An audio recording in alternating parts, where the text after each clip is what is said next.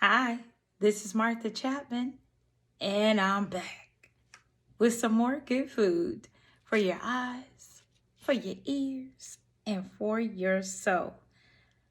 How are you guys doing? How are you doing?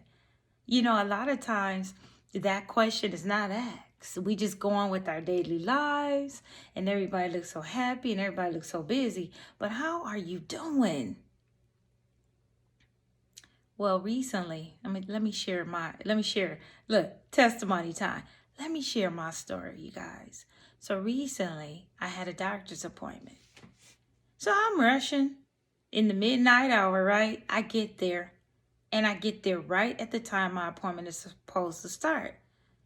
Now, I wouldn't say that I'm late, but I would say I'm fashionably on time. Like right when I'm supposed to be there, I get there. I sit down in the lobby, they call my name, I go back there, and they go through all the pre-steps of your appointment until we got to that blood pressure.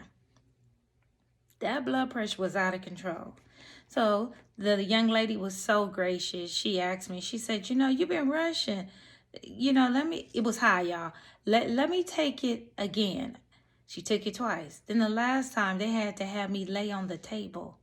See, that's when I knew, okay, Martha, you will have to open your mouth and pray because your pressure normally is not high.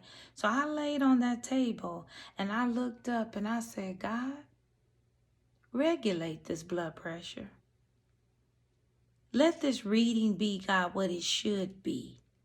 I'm not going to speak anything negative in this negative environment. I'm going to speak that my blood pressure will be regulated. When the young lady comes back in this room, she came back in the room and had went down tremendously. It was almost where it should be, but the moral to the story is it was lower and it was regulated, and I was able to move forward with my appointment. Now, I shared this testimony because I'm leading to something that's very similar.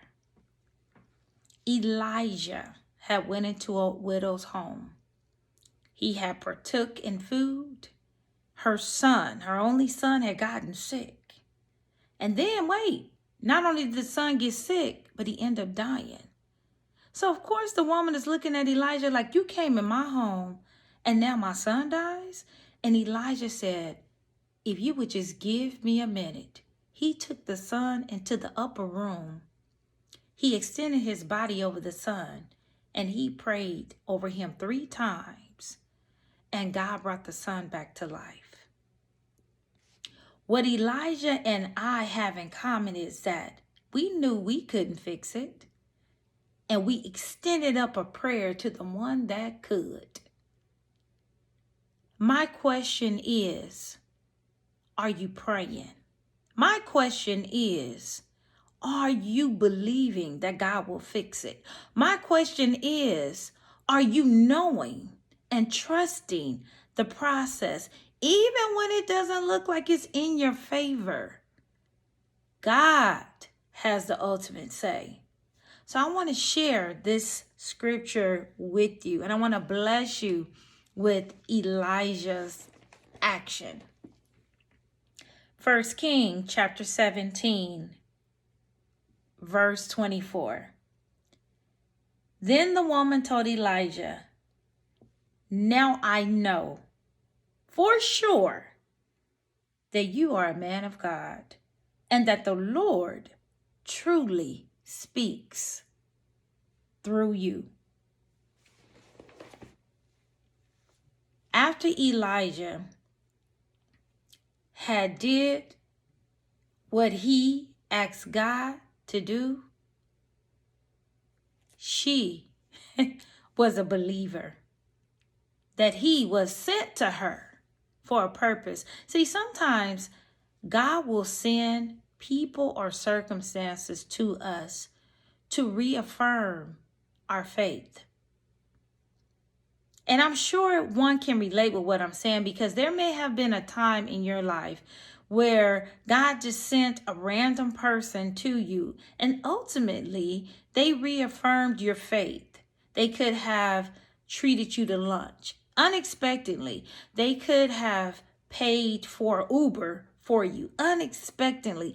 They could have done something unexpectedly, but you knew that person was sent to help me because they didn't know my circumstance, but God did. And wait, I want to share this too, because this is profound too. I want to share what Elijah did, because he didn't know what to do. But this is what Elijah did. He stretched himself over the child 3 times and cried out to the Lord, "O Lord, my God, please let the child's life return to him." The Lord heard Elijah's prayer, and the life of the child returned, and he came back to life. Then Elijah brought him down from the upper room and gave him to his mother. "Look, your son is alive," he said. Elijah didn't know what to do either, but he was bold enough to trust that God would help the situation. Now, keep in mind, he didn't take matters into his own hands, because sometimes if we take matters into our own hands, we cannot fix it. But when you release the problem or the situation and give it to God, it will turn around in your favor. It will turn around in a way that's very uniquely done, where one could only say, nobody but God could have done it. Like with my blood pressure, nobody but God could have heard me, because God was the only one in the room, and he worked it out.